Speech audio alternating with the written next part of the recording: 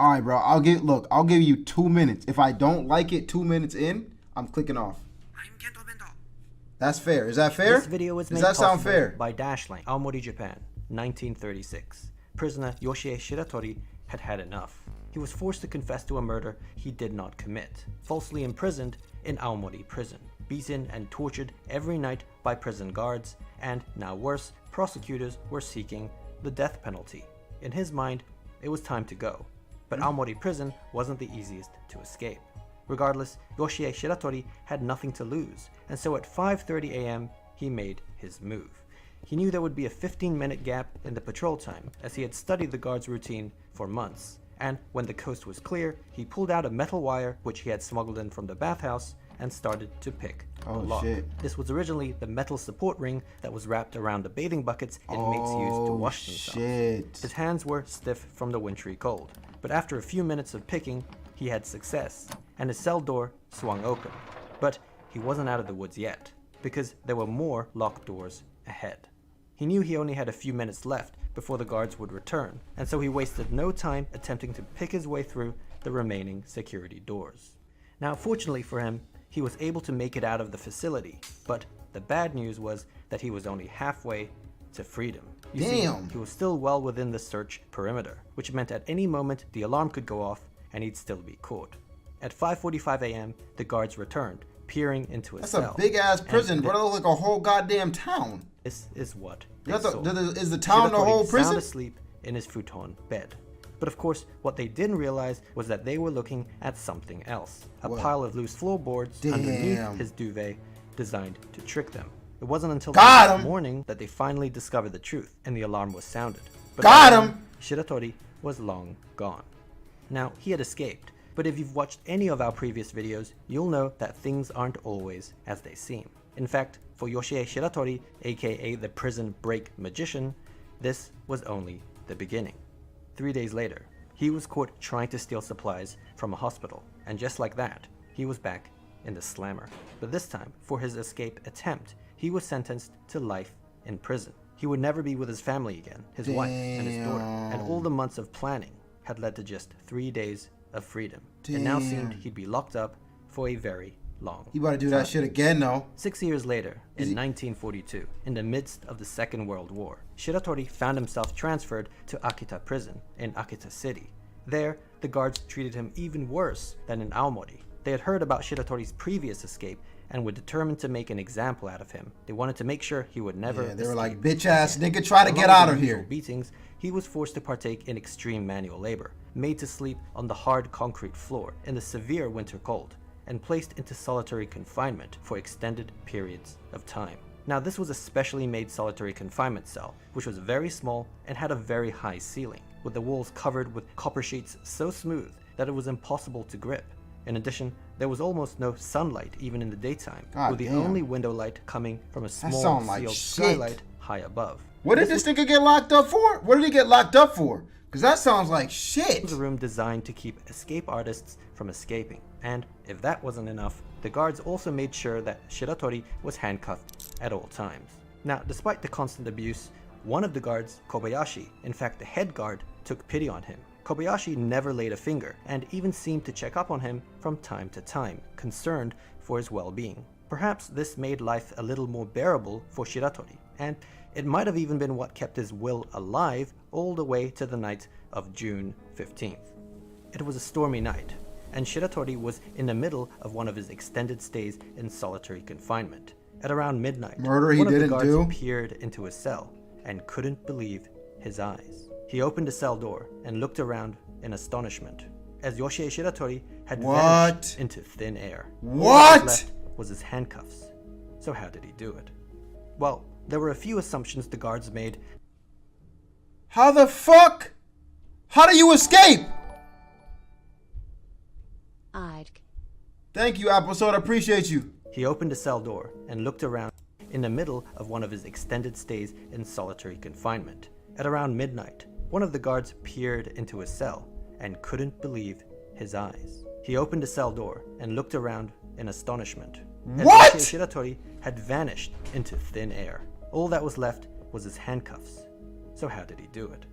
Well, this there were nigga a few assumptions magician. The guards made that did not apply to Shiratori. For one, handcuffs simply didn't work on him. Shiratori was actually a master of getting out of handcuffs, and in fact had several methods to choose from. Here, he decided to go with the familiar lock-picking method, but he really could have gone with any of them. He had thoroughly scoured his surroundings to find anything that could be of use in an escape, and just like in Aomori prison, he was able to uncover a loose bit of wire. Perhaps it was from one of the items No Kobayashi fucking brought him, way. but this wasn't clear. No After freeing fucking himself way. from the cuffs, he placed his palms and soles of his feet on the smooth copper sheets and started climbing the unclimbable wall. I thought it was Turned out ungrippable. Shiratori was also an expert climber with an uncanny ability to scale like a lizard. Once he reached the skylight above, he noticed that, yes, the window was sealed, but the wooden framing around it was starting to rot. And so thereafter, night after night, when the guards weren't looking, he kept climbed the knocking copper at it. walls and loosened the framing. What? Bit by bit. Afterwards, he'd climb back down and place the handcuffs back on, as to not rouse suspicion. After a couple months, the window finally came loose, and from there, it was just about choosing the right day. He waited until a particular stormy night. No, nah, this is dedication to a fucking T. This is dedication to a T, bro. Folks can't tell him shit. After a couple months, bro was going up there every day to loosen that shit up for months. No way. So the guards wouldn't hear the footsteps on the roof, and that was it. He had escaped from prison again. Now this time, he wouldn't be caught, or at least not in the way you'd expect. 3 months what later, happened? on September 18th, the head guard, Kobayashi, was at home when he heard a knock on the door.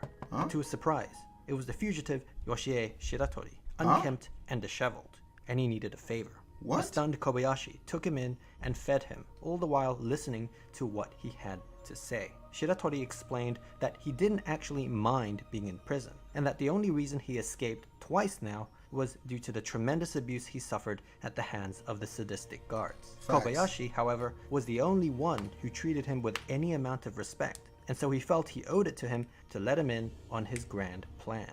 Now, this plan involved Shiratori willingly, yes, handing himself over to the Justice Department, where he could then What? personally make a case for how corrupt and barbaric the Japanese prison system was, and there needed to be reform. He wanted to campaign for change, and in the process, gain his legal freedom through a civil lawsuit. He felt this was the only way he could realistically end up with his family.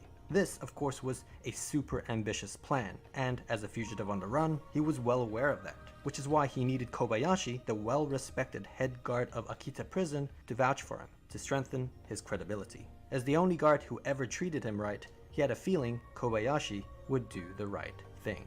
Minutes later, while Shiratori was in the toilet, Kobayashi called the police. What? Maybe not a great plan.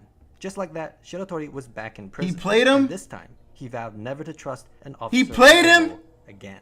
For the second escape, the courthouse added 3 more years to his life sentence. Come on. Shiratori requested to be sent to a Tokyo prison, where the weather was warmer, as he couldn't stand the cold in the northern prisons. His previous stints had weakened him severely, but That's he was fucked denied his up. request. Instead, the judge sentenced him to the infamous Abashiri prison in Hokkaido, the northernmost prison in Japan. No man had ever escaped from this wintry hellhole of a prison.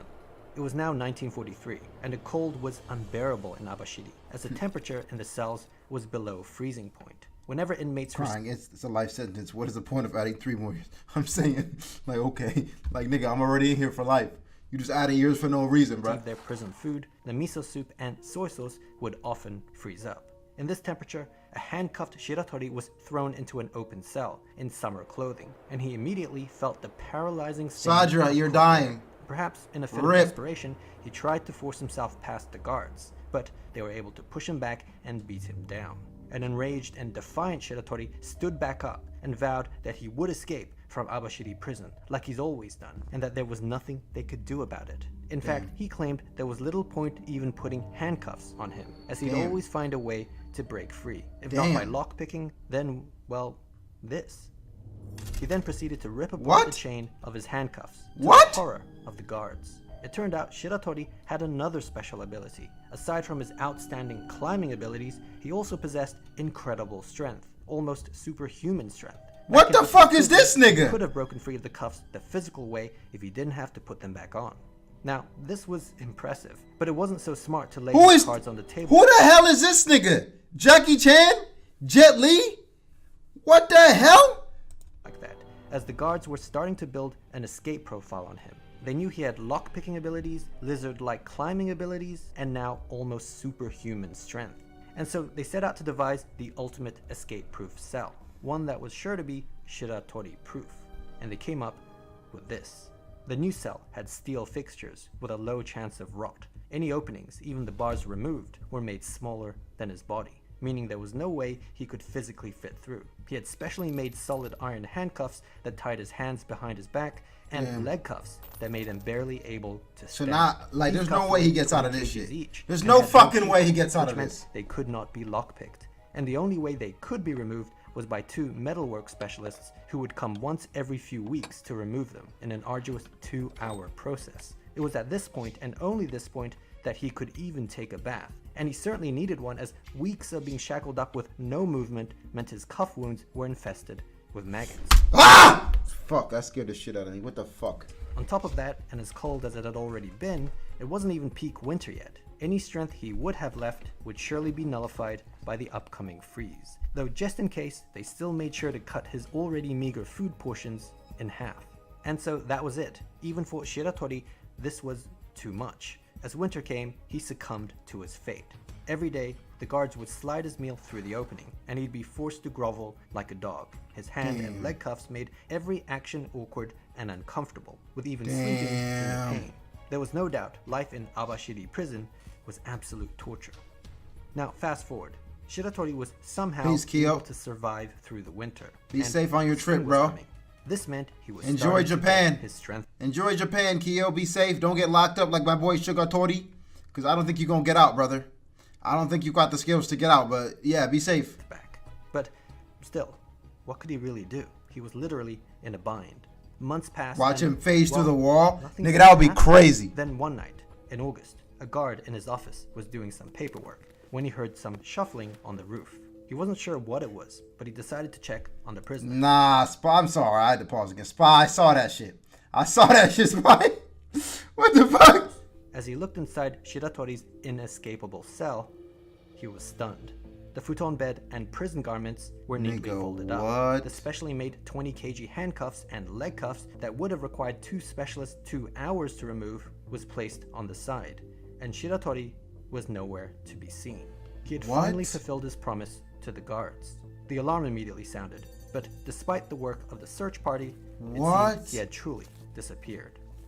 But how on earth did this happen? How did he escape from the fortress that was Abashiri? How, nigga? Well, preparation had started 6 months earlier. At the time, he didn't have the strength or stamina to mount any sort of escape, not to mention the restraints he was in.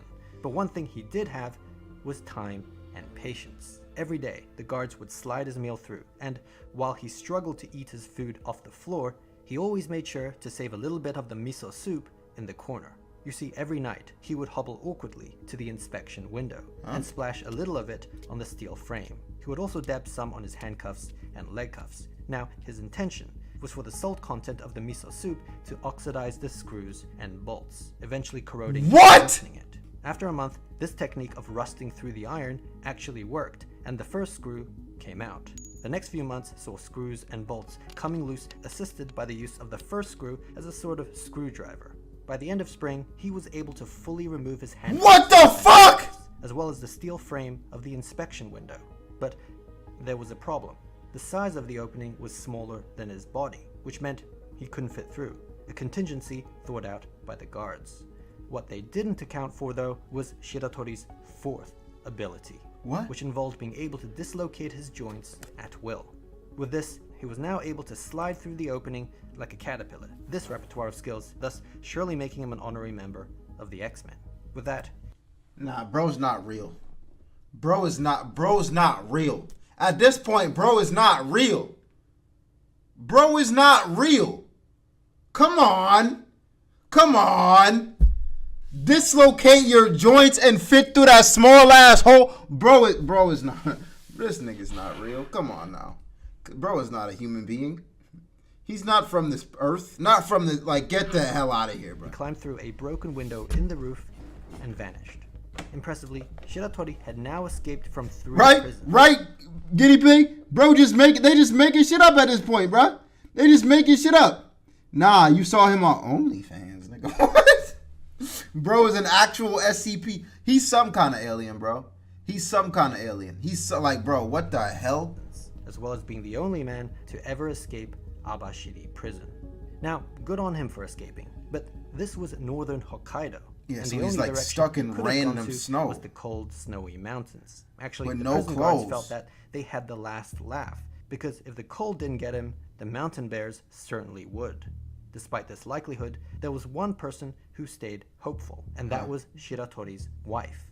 But she was still worried, because even if he was alive, she knew he wouldn't be able to make it back to his family, as the authorities would be constantly on his tail. True. Which is why she was desperately and secretly hoping that Japan would lose the war, as that would enable the US to take over the country, meaning everyone would likely forget about her husband. Of course, she kept this to herself, but then a year later, in August 1945, she got her wish.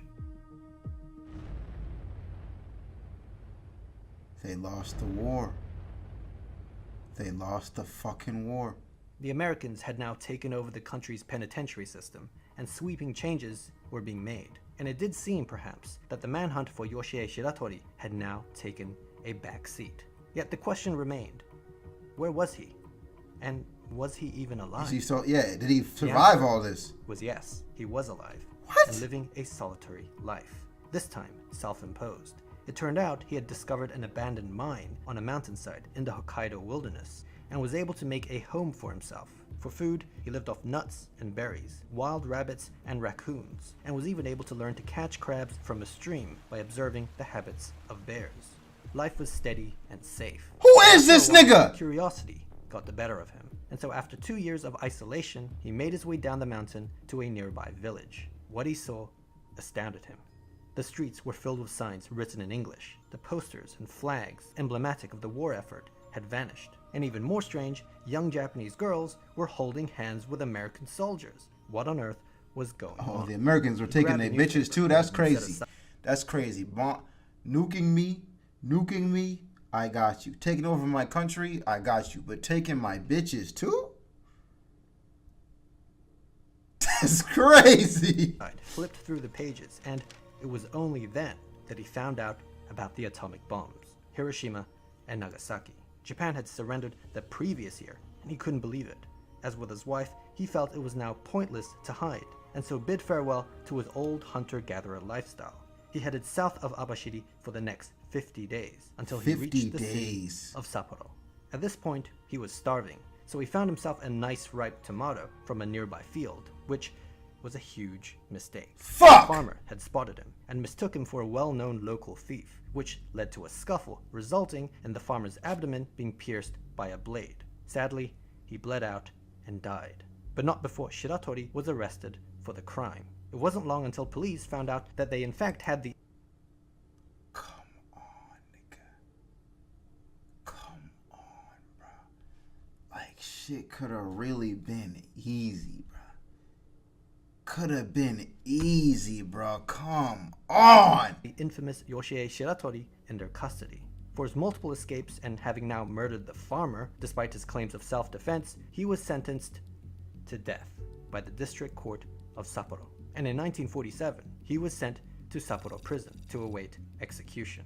Now, to ensure he wouldn't escape this time while on death row, he was placed under 24-hour surveillance with 6 There's armed no way. guards personally There's no way. assigned. There's no way he's escaping As this for the shit. cell itself, There's no it was way! separated further from the one in Abashiri prison, with reinforced doors, ceilings, bars, windows. In fact, any openings were made smaller than the size. If this nigga gets out one more time, I'm gonna punch the air, bro. I'm gonna be punching the air, bro. I swear to God, bro. Of his head, not just his body, learning from the Abashiri escape, as while he may be able to dislocate his joints, he certainly can't dislocate his skull. As long as his head can't fit, they were good. The 6 guards were so confident, in fact, that they didn't even bother cuffing him. Wow. Now, Shiratori was getting old, and the odds of escaping by this point were looking slim. Oh, As his shit. execution loomed near, there was little he could really do, and the guards knew that. They could see the desperation on his face, looking up, Damn. searching for an escape plan that they knew Thinking. would never come.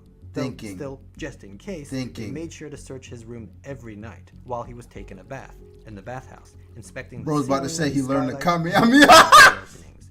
A month passed, and winter was now coming, weakening him further, and the realization was starting to dawn on him. Damn. He grew increasingly despondent, He's staying in losing bed, it. refusing to wake up, despite the orders of the guards. He's This losing went it, on bruh. for a while, until one morning, the guards had enough. and Don't entered tell the me he's cell gone. To discipline him. Don't tell me he's They fucking flipped over the gone. duvet, and he was gone. This was not possible.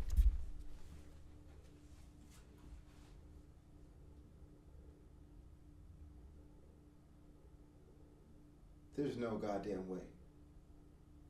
There's no way this nigga is doing this. There's no way. How? How? How? Nah, bro. He must have like got skinnier or something because he wasn't eating and was like, I'm gonna just get so skinny. Like what? Like what? How did he do it this time? Going back to when he was first placed under 24-hour surveillance with the 6 armed guards personally Bro's assigned to his watch. He Bro's had- a waterbender. He's gotta be a waterbender, bruh. He's gotta be. Bro, he passed like I don't in know. fact, conditioned them to look up and keep up from the very start. Not just because his previous escape attempts involved climbing through skylight He made them windows or consistently ceilings, think he was gonna but go also through the his roof. Suspicious yet, as it turned out, very intentional behavior of constantly looking up to figure out an escape plan. Little did they know, it was all an act, and that he already had one. But it would be taking place precisely where they weren't looking. He was You see, playing it turned out them. the authorities were so concerned with him escaping through a window or skylight that they neglected to reinforce the bottom. This ironically ended up being his easiest and simplest escape because all he had to do was What? bolted floorboards, which wasn't easy, but he had experience, and using random cutlery and a miso soup bowl, dig his way to freedom. This took over a month, and he was able to hide his activities due to A, the guards not suspecting this approach, and B, the floorboard panels being put back in place every night after. Bro's a The genius. guards thought they were keeping a good eye on him, even at night. But with the hole consistently positioned underneath the futon and duvet, and it increasingly becoming the norm to refuse the orders of the guards to wake up, nothing seemed out of the ordinary. Placing a pile of loose floorboards underneath the duvet to trick them was also a callback to his first prison escape in Aomori. So he had now escaped from prison 4 times. And by What this the point, hell? the story is starting to get ridiculous. I'm saying. This perpetual cycle of Like, come capture on. and escape, capture and escape was about to end. Because a year later, in 1948, Shiratori was exhausted. He was in his 40s now, and this was a young man's game. One day, in the Kotoni neighborhood, still in Sapporo, as he stopped to rest, a policeman just happened to sit by his side for a smoke. He didn't know who Shiratori was, but he struck up a conversation with him. Shiratori, of course, was wary of his presence and tried to play it cool, all the while attempting to figure out a way to remove himself from the situation He's without getting being suspicious. nervous. Suddenly, the policeman did something unexpected, at least to him. Huh? He pulled out another cigarette and offered it to him. Shiratori was stunned. Okay. You see, cigarettes were expensive luxury items in Japan at the time, and the fact Okay. that someone Why is that? offered it to him just out of the kindness of his heart brought tears to his eyes. Not was to like, mention wow, all his some life good he people. had been abused and mistreated by officers of the Some law. good with people. Even the head guard Kobayashi turning his back on him. And here was an instance of an officer treating him kindly, with respect, and with no prejudgment. As he smoked the cigarette, Shiratori couldn't help but tell the officer his full name, Yoshie Shiratori, and Oh that my he had God. escaped from Sapporo Why? prison What, why? last year. In fact, he had escaped from prison 4 Why? times Why in would his you? life. Why would you do It was that? strangely a relief to get it all off his chest, and he was even ready for the consequences. After the Kobayashi incident, he had vowed never to trust another officer of the law again. But the simple act of receiving a cigarette from a stranger broke him. Of course, he was arrested again, but this time, things were different. Maybe it was the fact that he willingly gave himself up, or that Japan's justice system was going through a change. But the High Court of Sapporo became sympathetic to Shiratori's plight, and some of his past claims were recognized, such as acknowledging the farmer's death as a legitimate case of self-defense. They also made note that throughout all 4 of his prison escapes, he didn't kill or injure a single guard, despite the abuse he may have suffered at their hands. At the end of the deliberation, the High Court dismissed the murder charge, revoking his death sentence, and instead sentenced him to just 20 years in prison. Further, they approved his request to be transferred to a Tokyo prison, where the weather was warmer. He was getting what he wanted. In Tokyo, he was sent to Fuchu prison, where, for the first time, what happened to his family? Actually treated him well. It was a weird feeling. There were all these precautions and security measures in place to ensure that the infamous prison break magician wouldn't escape.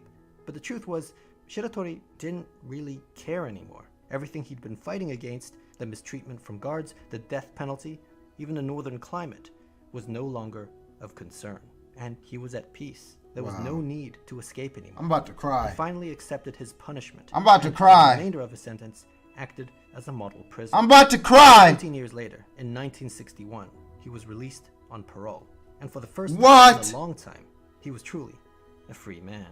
He decided to head back to Aomori, where it all began, and meet up with his daughter, who, by this point, unfortunately, was the only family member he had left. Damn. For his incredible escapes, His Yoshie wife Shiratori died. became a legend, an anti-hero in Japan.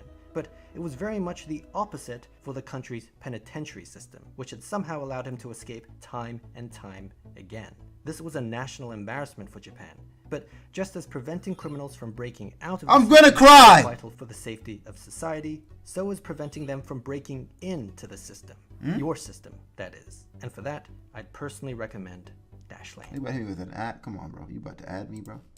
Individual Dashlane user, which would be like Shiratori could pull off. By going to dashlane.com. Damn, bro. Damn.